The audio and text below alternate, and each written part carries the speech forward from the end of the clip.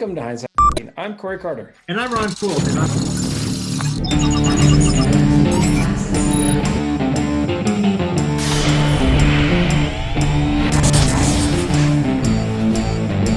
Let's get it started.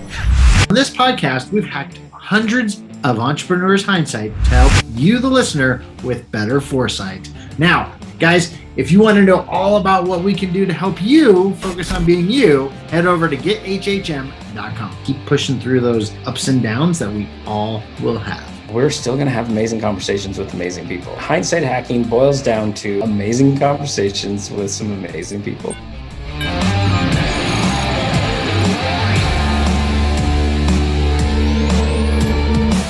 All right, everybody, welcome back to Hindsight Hacking. In today's episode, we have a gentleman here that has definitely done some very unique things, specifically another first for the show, Mr. Edward Rodriguez, the CEO and founder of BPN Capital Group. Now, BPN recently announced the first ever blockchain-based commercial mortgage deal to tokenize a real estate property. Edward believes that commercial mortgages are on the verge of becoming a new frontier in developing the use of digital tokens, technology-based way for small investors to own shares of big loans. Now, that is just the beginning of what Edward has going on. And so I'm going to let Edward tell us more instead of me going on, because, you know, who's it better to come from? Definitely not from me. So Edward, welcome to the show. Thank you, Corey. Thank you, Ron, for having me and inviting me in. You cover it correctly. My background is in quantitative risk analysis, commercial mortgage-backed securities, commercial real estate, and real estate management. And through all of those industries, I learned a lot and I found also that there was a huge disadvantage to the guys that don't have a lot of money under management and that don't have a lot of capital. And I discovered blockchain late 2013, early 2014. And I saw that this technology could actually change all of that. And back then it was just a dream. You see, I recall till today when I told my wife, who's also my accountant, back then, I told her, listen, I'm going to change the way that the finance system currently works. And this technology is going to be at the verge of it.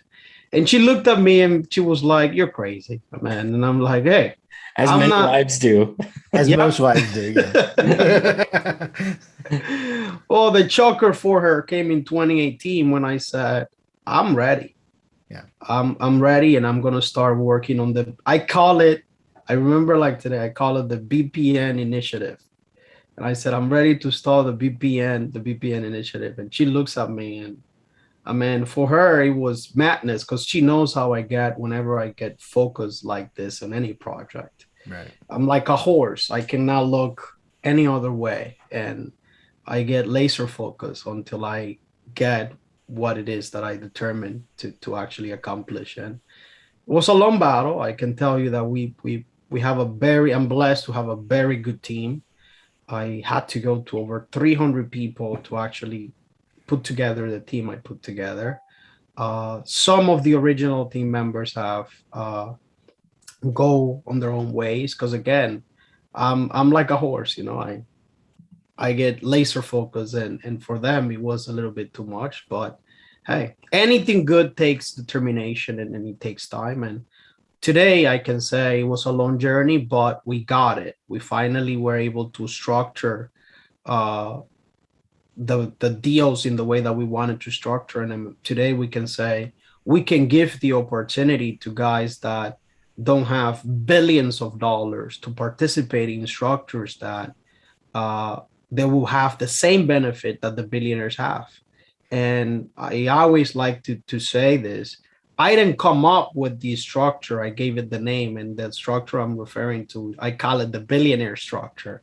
And almost nobody talks about it. It's a structure where you come in with 20% of the cost to develop a project or a property, but day one, you own 40% of the equity.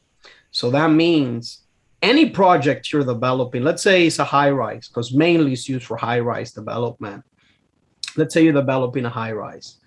Well, a billionaire will come in and say, I'll put up 20% of the cost to build this high rise, but I want 40% of the equity. High rises regularly cost between 400 to 700 million to build. 20% of that is plus 100 mil. So obviously it's not for everyone, right? Right.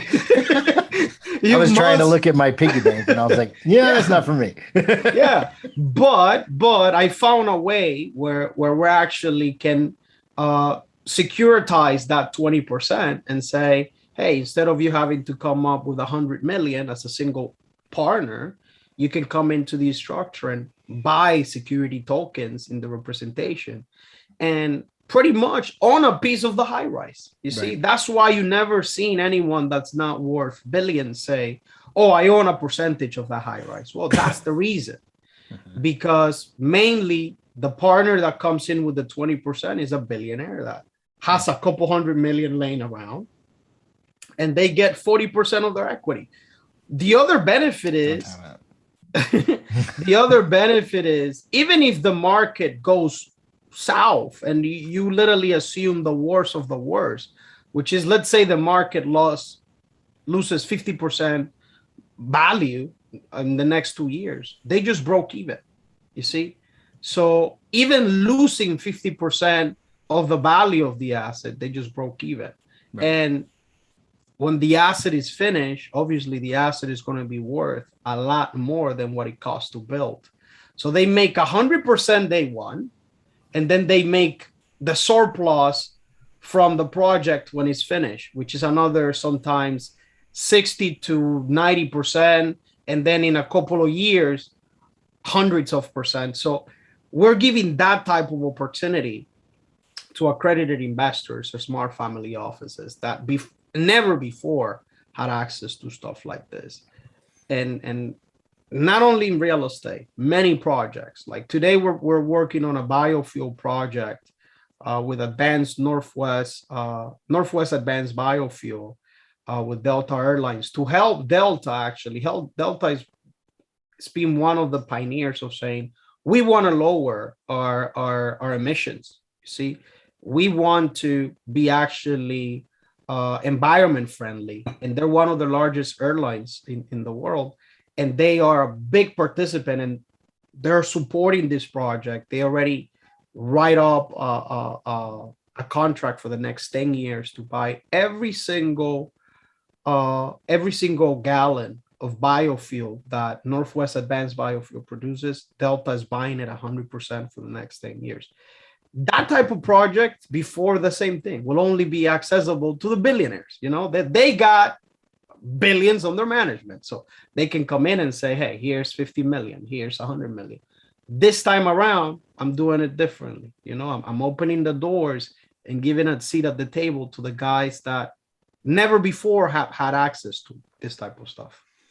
I would love to say I understand blockchain, but that would be a flat out lie. I would love to say I understand crypto. That would also be a flat out lie. But like, I play in the world, right? And I think that's where a lot of investors are. They're like, okay, how can I maximize the smallest amount investment to get the biggest returns? And that's you're letting just the average Joe play in like billionaires' pockets. Correct. And I, what upset me the most sometimes when I go to these shows to talk, mainly blockchain or Bitcoin shows, I hear all these guys and they use all these fancy words. And I'm like, guys, if you really want to teach and you want people to understand and you want them to have similar understanding to the one that we have that are inside the blockchain world, why not use simple terms? Mm-hmm. So if you want to really understand blockchain, you just got to look at it as an accounting system that's based on a public ledger that's not hackable because it's shared among many different computers that even if you try to hack into it, by the time you're literally trying, it has already moved on to another server. So that's why it makes it so difficult to hack into it, you see? because it's a network of millions of computers trying to solve and competing to solve the same mathematical problem, right? So in simple terms, look at it as the train, right?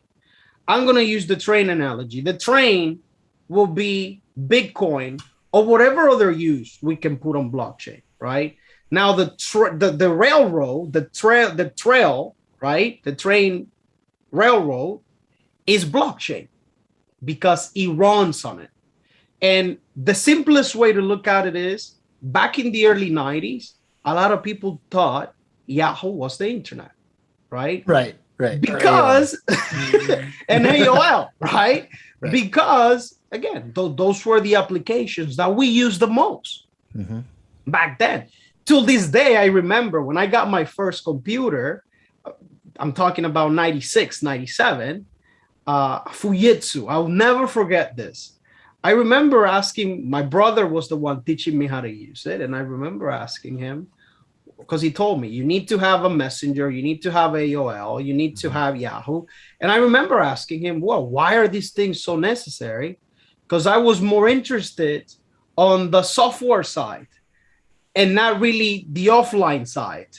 And he told me, well, if you see, my brother used to live in Miami. I used to live back in the Dominican Republic. And he's like, well, if you want to communicate with me now, guess what? You can write through me through the internet, you know? And I like to give the same analogy. Back then, Yahoo was not the internet. The internet was the platform that Yahoo operated on. Same thing as blockchain and Bitcoin. You see, Bitcoin is pretty much the utility. It's the biggest case use that we have had for blockchain today. Now, is it going to be the same in 20 years? I doubt it, because Yahoo is not as relevant as it was in the 90s, right? It was just one of the biggest case uses for the technology. And that's how I want people to look at it. I mean, today, 83% of everything we do, and this is based on studies that have been done by universities. I think it's even more. But universities have found that 83% of everything we do in the business world have to do with the internet. We have to use the internet to accomplish it. You see, that's a large percent. Now, if you go to our personal lives, it's a very similar number. It's about 79% of everything we do. If you're looking at, you want to watch a movie, now you use the internet. You're going to buy groceries, now you use the internet. You want to educate yourself, now you use the internet. I mean, it's almost part of our daily lives. The first thing we do when we wake up is touch this thing, right? I mean, in 20 years, blockchain is going to be the same. And today, what a lot of people don't understand is, and just to correlate with what you were saying, do you fully understand how the cell phone technology works? Do you need to understand it? You just know it works, right? It's going to have the same thing is going to happen with blockchain. You're not going to need to understand how it works. Anyone that comes out there, because again, I've been to so many expos that I have spoke on. Every time I hear a techie person talking about all the technicalities, I'm like, guys, nobody wants to know that. You got to simplify it. Because at the end of the day, when I wanted it to learn about this stuff, I'm the type of guy that I'm self-taught. I learn easier if I'm teaching myself, right? And by researching. Anyone that's like me that wants to learn, either is going to go into a course, because we all have different learning styles. They're either going to go enroll on a course and learn everything you're trying to tell them. Don't be so technical here. You see, they came to see what you are actually saying, but you got to make it simpler. You got to make people grasp the information. And because even with the internet, today you go to 5G expos, they don't talk to you about how 5G technology works. For Christ's sake, no. They tell you what are you going to be able to do with it. Right. That's what we should be concentrating on. That's what we should be talking about.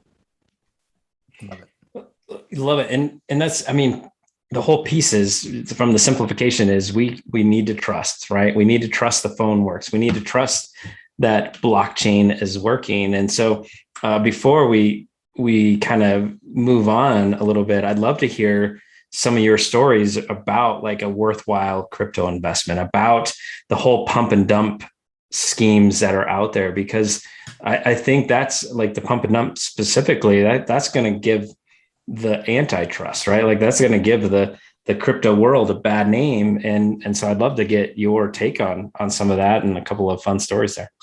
So I'll give you an example. You have to separate things, right?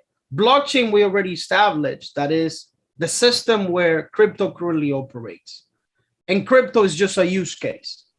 Blockchain could be used for so many other things. It's not even funny. It can literally advance every single technology we currently use in the workforce. Doesn't matter which industry you're talking about, including government, right? Now let's go to the other side, which is the crypto industry. The problem within the crypto industry is that you have to understand every single project that came out, I will say maybe in the early 16, 17, those projects, a lot of them were trial and error, right? We got to understand that a lot of people got way over their heads and they didn't look at regulation. I can tell you, I could have done everything I'm doing now in 2017. The only reason I didn't chose to was because I didn't feel comfortable with the regulation side. Right. You see, that's why every single structure we put out from BPN in US is going to be structured as a security token. Okay. Because we want to comply with regulation. Right. There is this big misinformation within the crypto space that regulation's bad. Regulation's not bad. Regulation's there to protect investors. Is there to protect the people, right? And we live in a country that's heavily regulated, and that's what it makes our country be so successful. Mm-hmm. Because they got to look at it as a necessary evil, because even though there's a lot of good people that have a lot of good intentions, there are bad actors out there that come up with a structure, they put flashy things on it, and then use the pump and dump strategy, and millions of hardworking people literally put their money on it and lose it, right? Yeah. So yeah, we got to call things by how they are. So I literally ask anyone, if you're putting your hard-earned money into any structure, remember, it's not that blockchain have failed you. No. The people running the project have failed you, okay? Sure. They have promised you that they were going to do something with blockchain technology and then decided, you know what, we're not going to do anything. We're just going to pocket the money and call it a day. Yeah. One thing has nothing to do with the other. The biggest problem blockchain solves is trust. That's the biggest problem blockchain really solves, okay? You can trust that if something gets put into the public ledger, it's impossible to change. You can trust that. The same way that you can trust that 2 and 2 will always be 4. You see? So again, it's not the problem of the trust is not with the technology. The problem of the trust is with the people running the projects. So do I wish that we had a lot more hands and regulators to regulate all of these fraudulent projects?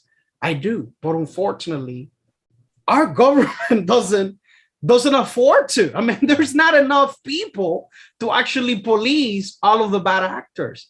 Yeah. That's why if you see a project that literally is registered in Wakanda or whatever of these countries that are very poor regulation countries, for Christ's sake, guys, I mean, they're doing it for a reason. Right. I mean, anything coming out of, or anything that looks too good to be true, really. I mean, look at the people behind the project.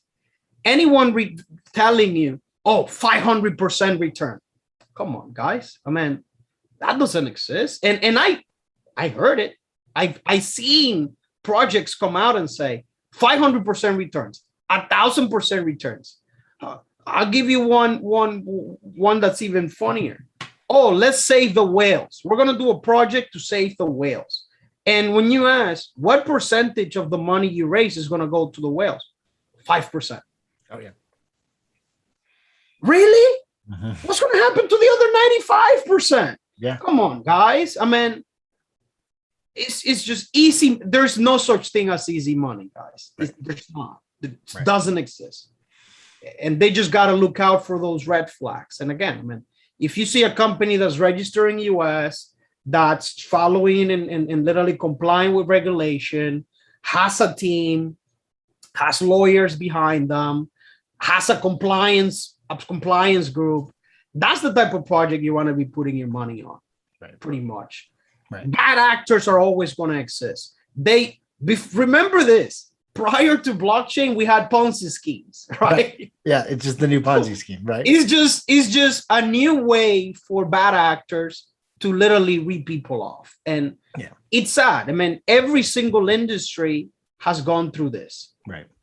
We are at the early stages still, but I believe that in the next 10 to 15 years, just like it happened with the internet, only the truthful projects are going to remain standing.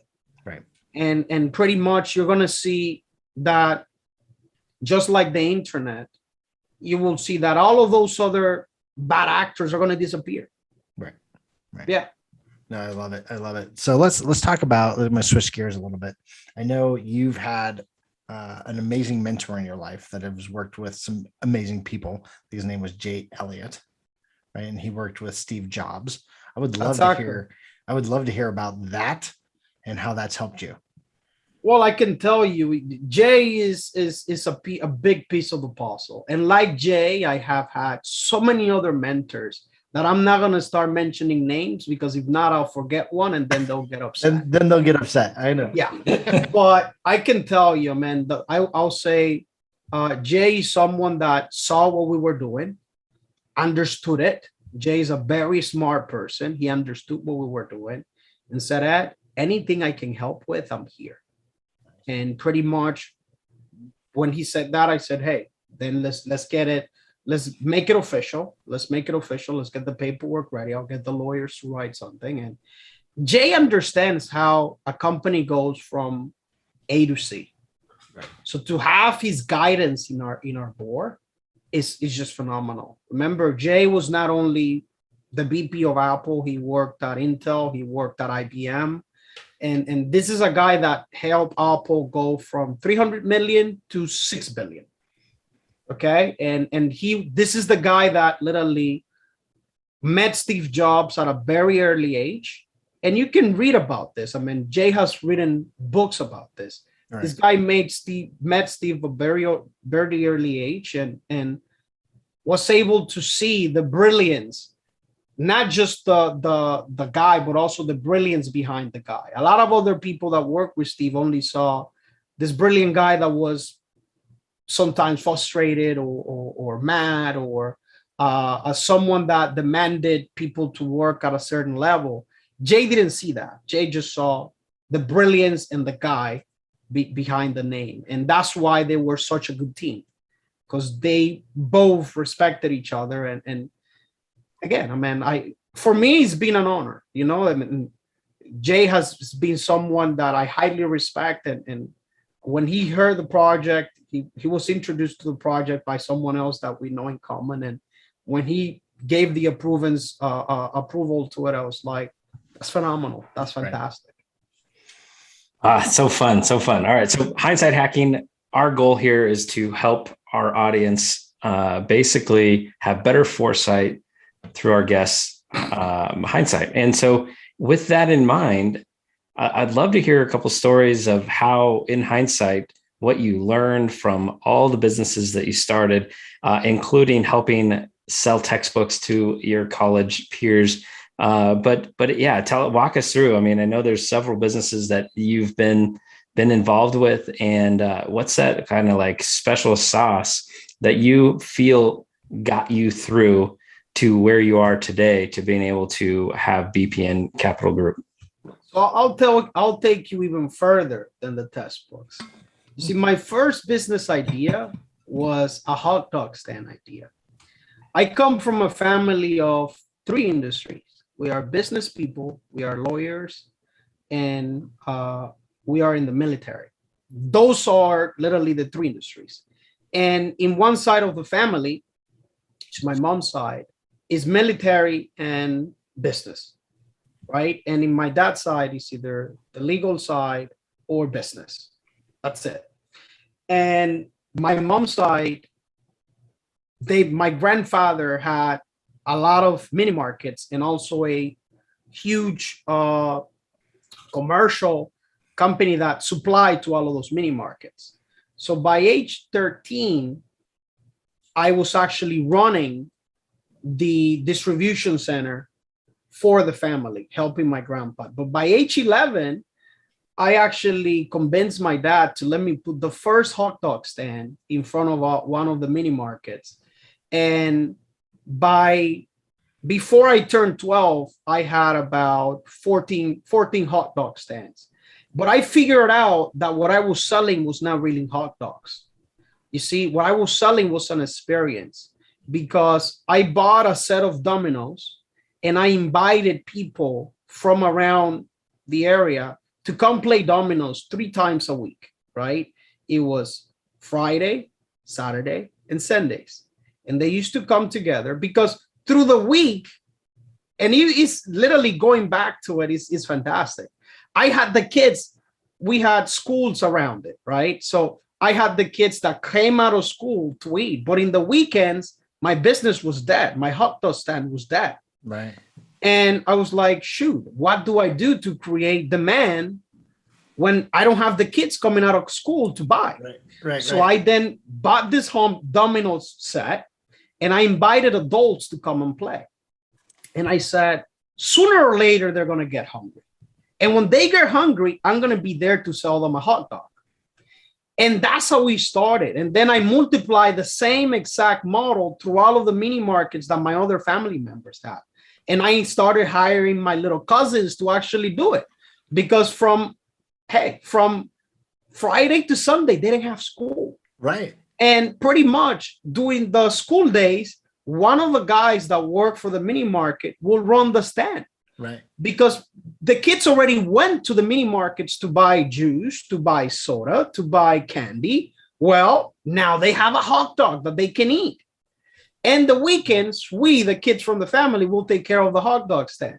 So that was amazing. I figured out that what I was selling was not really hot dogs. What I was selling was the experience that people got together to be competitive with each other.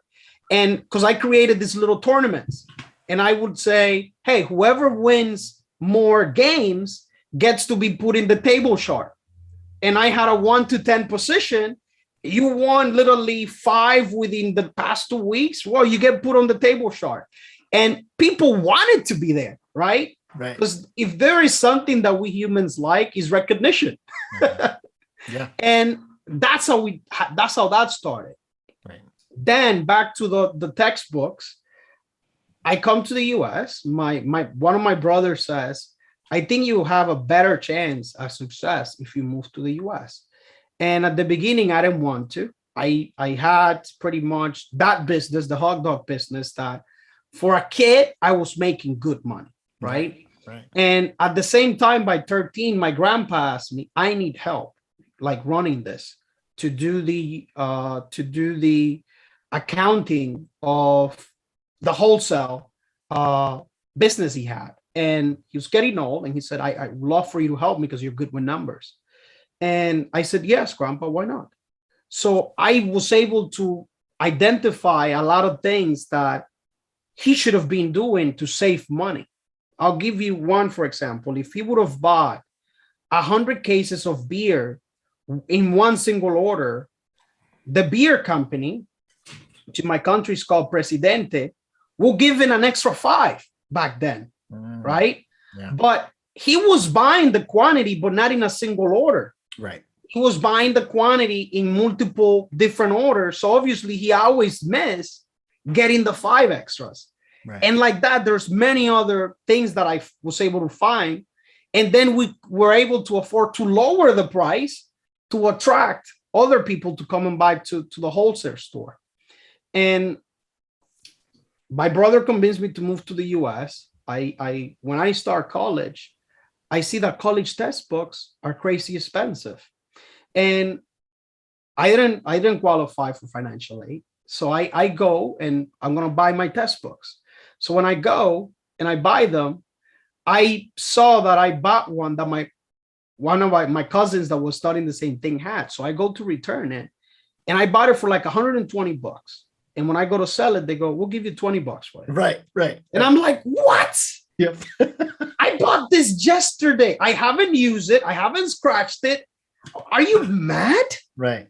And they go, no. That's the most we can give you for it. Then I go online and I try to sell it in Amazon. And I see that Amazon will take 17% of whatever I sell the book for. And I'm like, for what? You're taking 17% for what? Right. This is ridiculous. I mean, this is a ripoff. So I get upset. I create this little club in school. And I started literally putting posters everywhere in the college that I wanted kids to meet close to the cafeteria and the bookstore, so we can trade books at the first Monday of every semester and the last Monday of every semester. By the third semester that I was doing this, I get this letter from the school saying that I am soliciting. Right. And mind you, my English back then was not the best. Right. So I'm like, what are these people even talking about? Right. I mean, I had a little translator. I go to my translator and he explained me what soliciting is. And I'm like, yeah, but I don't make any money out of what I'm doing. What are they even? I'm not selling anything. All I'm doing is getting kids to come here. And instead of sell their books to the school, well, if you sell it to me, I'll pay you $20 more than the school would. I save money. You save money. I'm helping kids out. Why? What the heck is the problem? So my brother tells me, well, that's how things work here. Yeah. You took money from them. That was the correct. So they when I go and complain to the dean and go through the whole shenanigan, they go, listen, our sales have dropped. I mean, we need you to stop this. And I'm like, guys, but I thought you were going to be happy, right, because of what I was doing. I mean, I'm helping kids save money, and they're like, yeah, it's a business. Business, right? It's a business. So I created a website that did exactly. It actually turned out to be worse for them, right? Yeah. I created a website that did exactly what I was supposed to be doing there. The only difference now that instead of only affecting my school, now it's going to affect all of the schools. Yeah. No. And it was madness. Yeah. So I got right before I made it into a website, the school gave me a reprimand letter. And a reprimand letter is like this letter they give you that if you don't stop what you're doing, they're going to expel you. Right. And they're going to send all of other colleges and university a letter saying this guy's a troublemaker. Be careful, right? So right there in there, I said school's not for me. You see, because this is a business. And I've been running a business since I was 11. Yeah. And these guys are not, you see, in my end, when I was selling hot dogs, I knew that I was creating demand by making people hungry. I didn't have to cheat them or rob them to actually make them buy from me, right? And for me, that literally, it shifted. I was like, yeah, school's not for me. Yeah. Unfortunately, I started going to school for courses that I really wanted to learn, not to finish any career really, because it twisted. You got to tell me things like they are. If it's a business, it's a business. But don't tell me that you guys are a non-profitable organization, that you are for the best of the people, that you are for the best of the kids. Forget that. You sell that lie to someone else, not to me. And when I created the site, it reached a point I had 7 point something million members. And I'm like, these guys were complaining because I had 20. around, no, I had more. I had like maybe 400 students that will come and meet and literally exchange books. Now I have 7+ million members. Right. Right. So look at the monster you have really made. Right. Right. And just like everything in life, I got myself a bigger bully. So one of the biggest corporations in the world, the name of my website was Blast Books, right? So one of the biggest corporations in the world, I'm not going to share the name because we signed some docs with them, come and say we have an infringement in their trademark. And from there, I had a 2+ year battle with them within the trademark U.S. Trademark Administration office, and went back and forth. And finally, we got into an agreement where what I was doing kept being doing, and pretty much we settled, and it ended there. But I can tell you, I learned so much, even though those were the most stressful years of my life. I learned so much from the experience. I was able to get insight for one of the largest corporations in the world on how they run things. And at the same time, I was flattered because they were afraid of something I created to help out. And in a sense, to challenge what the school system in the high level education system we're doing to kids. It's like, it was retarded. Why should we let you rip us off that way? We shouldn't. And that's that. And I think that one of the other things that made the college textbooks idea more successful was back then, the reason that the schools were literally kind of had a hook for the kids was they give you certain amount of money to spend in books they give the kids certain amount of money to spend in books through their financial aid. And nobody else let you use that money. You can only use it at the bookstore. Right. And what I did was I went out to PayPal and I said, hey, PayPal, why don't you allow my kids to buy? They're going to pay you. I can tell you they're going to pay you. They're going to get this money within the next 3 weeks. Why don't you allow my kids to use PayPal and then they'll pay you later? And PayPal was just starting with a service called Pay Me Later. Nice. So PayPal said, you know what? We're going to support you. We're going to work with you. We see what you're doing. And PayPal, I think I was one of the first guys that integrated Bill Me Later to their website. And again, the kids were able to, instead of go buy their books at the school, they were able to come buy it from here. And PayPal was giving them 6 months interest-free to pay for their books. So, and it was fantastic. It was just fantastic. oh my God, that's some crazy stuff, man. Both stories were phenomenal, but it tells you why you're so successful, because there's determination. And I know there's people that are like clamoring to know like how they can get involved with you. Like, where can they find you? How can they get involved in this blockchain thing? Like what is on the horizon that you can help people get involved with you? Well, they can go to our website, www.bpncapitalgroup.io. They can find us also on the social medias. And we're going to be, today, we have about $2.7 billion worth of structures that we already signed, papered up, and that we're going to be putting out in the near future. And they're going to be able to buy into those structures that we have helped clients put together. And the reality is, the first thing I would do is we do a quantitative risk analysis, and then we hire a third-party firm to do one. And we'll give you the one that because we don't want you to think, oh, yeah, of course, the quant analysis from BPN is going to say this is a great investment because they're the one structuring it. No, we're going to show you the one that the third-party firm that has nothing to do with us will do, and we'll let you decide, is this an investment I want to put my money on or not?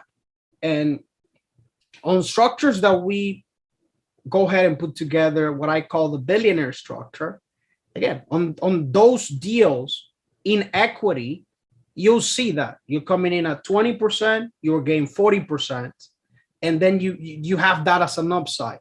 You want to get out of the investment, which is what the current structure through the current marketplace doesn't have.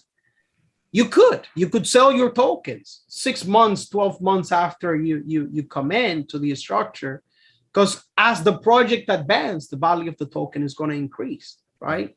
So you can sell your tokens at any given moment. There's no restrictions, there's no limitations. And we're just kind of giving you the opportunity to sit at the table, because back when I was a quant, I always, and I learned this actually from someone in the family office space that told me, I found myself in the same position you are today. And I said, what do you do? He said, I created my own table. You see, I was not allowed a seat at the table. I created my own table. And I had a seat at the table, but I wanted to welcome others at the table, and I couldn't, because I didn't have the say. Well, what did I do? I created a new table. Nice. Where pretty much everyone can participate on and truly understand what they're putting their money on. Because if I give you an example, in the commercial mortgage-backed security space, if you ask, I will say 100% professionals that are in the banking world or in the finance world, I will say about 75 to 80% of them are going to tell you, we are not a part of the commercial mortgage-backed security space, and we do not understand it. And mainly the guys that really, really fully understand it are the guys that do risk analysis against it. Because again, I mean, bankers are there. They are paid based on performance. And that's why we had 2008 happen. Because you had people pushing stuff that they were being paid based on how many loans they closed. Right. It's like telling a kid, we're going to give you candy based on how many toys you break. Right. What are they going to do? They're going to break all their toys, because you just told them you're going to give them unlimited amount of candy based on the amount of toys they break. Yeah. Is breaking toys a good thing? Not really. But hey, they're going to break it because you're going to give them candy in return. Right. It was the same thing with the bankers. If you tell bankers, we're going to give you bonuses based on how many loans you close, what are they going to do? They're going to close loans. Yeah. And unfortunately, back then, the credit rating agencies, a lot of them were even in the same building as the banks that were underwriting the loans. They were really not looking at it. I get people tell me, because in the quant space, I was able to get investors out of the market in time to not lose a lot of money. And I get people tell me, oh, you're a rocket scientist. You're so smart. You this, you that. I'm like, guys, that's not true.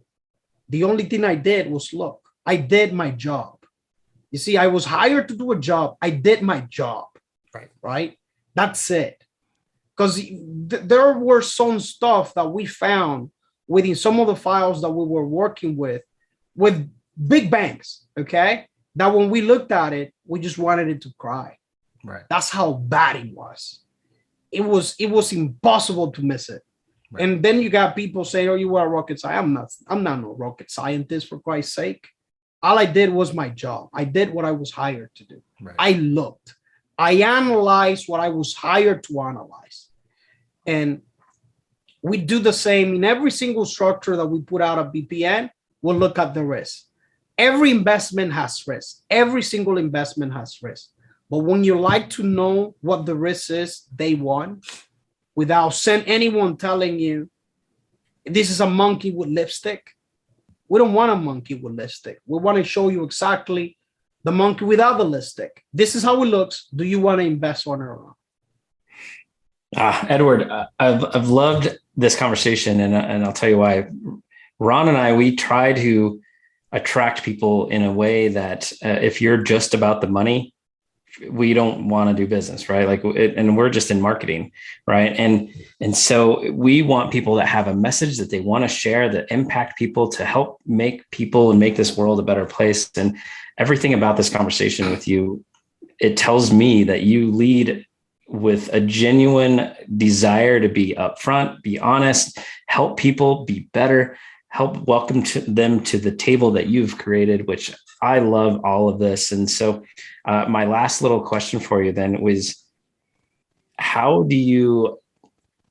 advice do you give to people to lead that way, to whether it's being heart-centered or however you want to call it? How is that done for you? And what's that advice that you give people to it's okay to lead with your heart. It's okay to lead by being a good person. And because that's exactly what I feel, everything that you're about. I feel it like I want to go invest in BPN in that crypto, because now I understand that the person that is leading it is leading it for good cause and not one of these, any kind of scam, any kind of negative thing. Like, you seem like you're leading from such the right place that I want to personally invest. So what's that advice that you give for people? So I can tell you that I have been very lucky in life, because I am the youngest in my mother's side, the oldest in my mother's side, and the youngest on my father's side, right? And my oldest brother is 59, okay? My youngest brother is 21. So as a middle child, I learned from all of my oldest brother's mistake. And at the same time, at my mom's house, I had to be the leader. How do I think I was able to find the perfect medium to lead? Was by fully understanding that we are all living in borrowed time. And unfortunately, people think that money is everything. And that's not accurate. Even though money helps you, at the same time, if you're sick, there's nothing you're going to be able to do with that money. You see? So if you lead with the saying of, I want to leave an impact when my borrowed time is over, because I like the analogy of the yogurt. I don't know if you guys ever heard of it. All yogurts have an expiration date, and it's outside. You flip it, you look at it, there's an expiration date. We all human beings have an expiration date. We just have it inside. We don't know when it's going to come. And I always like to live my life in a way that if tomorrow was my last day, even if I don't know it, I could feel that I will live in peace, because I never did anything that will hurt someone else. And not only in business, and a lot of people would say, yeah, but you're going to lose money if you do business that way. I don't want that money. Okay. That's not good money. Not all money is good money. Okay. I'm the guy, and I can tell you this, and I, part of that battle that I mentioned to you I had with that huge company was part of the reason I actually discovered this. I am the guy that said no to $50 million at 21 on a company, Blast Books, that was making me no money. Okay. I was not rich. I was not poor. I was the guy that put together something that was made to help people. Okay. Right. Because I didn't create Blast Books to make money. So when I was offered, and the number went up and up and up, and after it got to a point, I was like, for Christ's sake, there's not really a number that will make me agree to what they were trying to buy from me. Right. Because the terms, within those terms, there were things that I didn't agree with, and that I wouldn't feel good, literally, if I would have done it. So if you lead anything, it could be a company, it could be your family, it could be your friend's relationship, with the sense of you're living in borrowed time, and pretty much, yes, it may make you money now in the short term, but it's going to lead up impact to people's lives when it's going to affect them within a certain amount of time, then that money is not worth it. That's not money that you want to make. Okay. And it is sad that we are not living by the principle, because at the end of the day, generations from now, I may be forgotten, but something I did may affect my future generations. Yep. And we are so selfish to not see that. You see, I want to leave the world in a better place than I found it. Yeah. Because at the end of the day, I have kids. My kids will have kids, and their kids will have kids. You see, if you lead that way, I am telling you as a fact that you will leave the world in a better place than you found it. Because you won't make decisions based on money. See, a lot of people make business decisions based on how much money they're going to make. I don't do that. My decisions are based on, first, what's the risk? And second, how is it going to impact society? Yep. That's really the message. And a lot of people will say, hey, I'm too romantic about it, or an extremist about it. Well, at the end of the day, if you know, we are all mortals. I'm a young guy still, I'm 32, but I can tell you I can die tomorrow. And that's what we don't get. Our society doesn't get that. Just because I'm young and I'm healthy, it doesn't mean I may not die tomorrow. I could get into a car accident tomorrow and that's it. Last day. Right. Last time I saw my kids was the day before. Right. That's the last thing my kids are going to remember from their dad. And if I did something that 3 years later may affect my kids, I'm not there anymore. It's going to affect them regardless. Right. And that's what we don't see. We have a lot of leaders out there that they lead and they think that their employees and their team work for them. Right. Total opposite. Okay. I work for my team. You see, I have the pleasure to work for my team. I have the pleasure to wake every day and do something with a group of people that I enjoy doing it with. Okay. 99% of leaders, unfortunately, believe, oh, they work for me. My assistant works for me. My accountant works for me. My lawyer works for me. My compliance officer works for me. That's not how I see my company. I have the pleasure of working with every single human being that has decided that they have a shared interest with me and they want to join the journey. And 5-10 years from now, this may become a huge company, and we all get to celebrate and say, oh my God, look at what we were able to do for humanity. Yeah. Okay. Sharing is caring, and it's an old saying, but not a lot of us do it.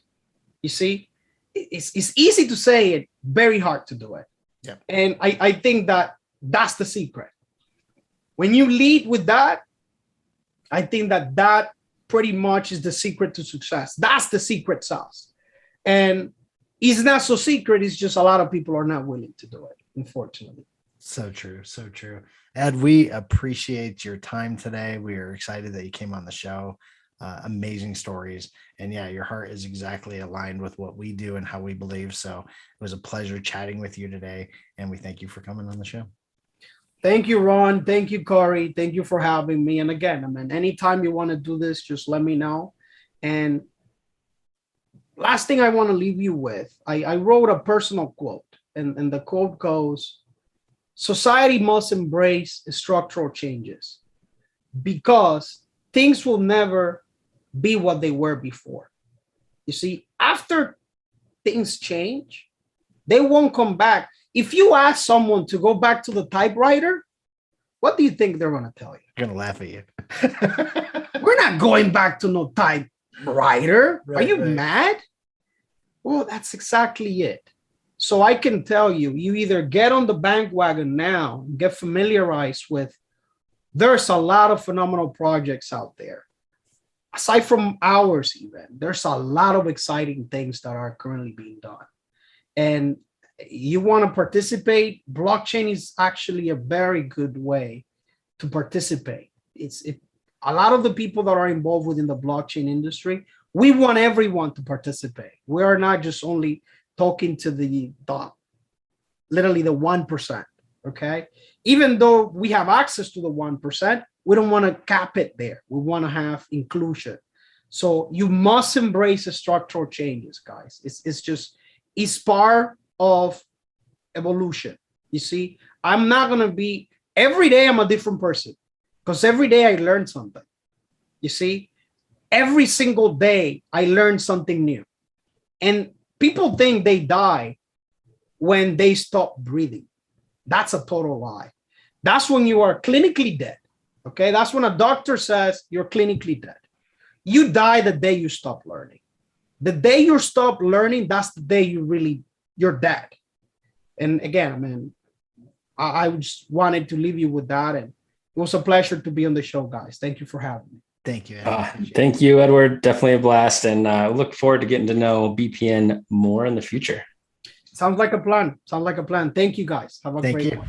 All right, Ron, that was fun. That was a lot of education. Edward has some fun stories. And through those stories, I'm guessing there's a takeaway or two that you've got for us. I love it. It's about creating demand and adding value to whatever you do. Right. And he talked about the hot dog stand. Right. Mm-hmm. His goal was to sell hot dogs. Okay. But that's not how he focused. He wanted to create value, create an experience, brought in Domino's and created this whole thing. And we figured, when they get hungry, they'll eat. But let's have some fun with it. So that was brilliant. Well, the other takeaway is have a laser focus on what you want and go get it.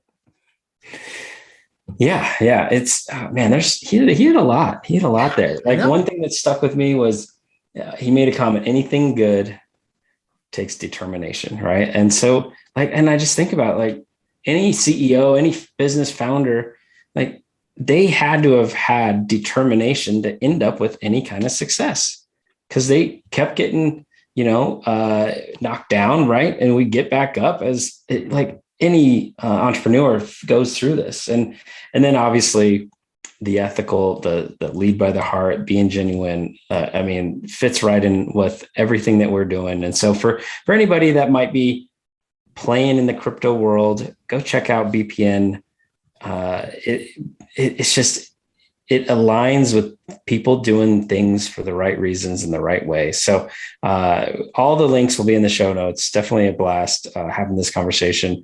And always fun to have a first on the show, right? Absolutely. So, all right. Thanks so much for watching, listening, and being a part of everything. And we'll talk to you guys soon. Take care, guys. Did you know that Hindsight Hacking Media Agency, we do all things podcast from launch? If you're already doing 10,000 downloads in a week, we handle everything. All you have to do, record it and forget it. Guys, if you're launching a podcast, get with these guys. I could not honestly hit the charts without them. I'm not getting paid for this, but working with both of you, the professionalism and the system that you guys had to launch the podcast, you guys killed it. We want to help the impactors create an impact by just letting you be you and not worry about all this other crazy stuff. Connect with us. All the links will be in the show notes. See you next time. Go create an impact.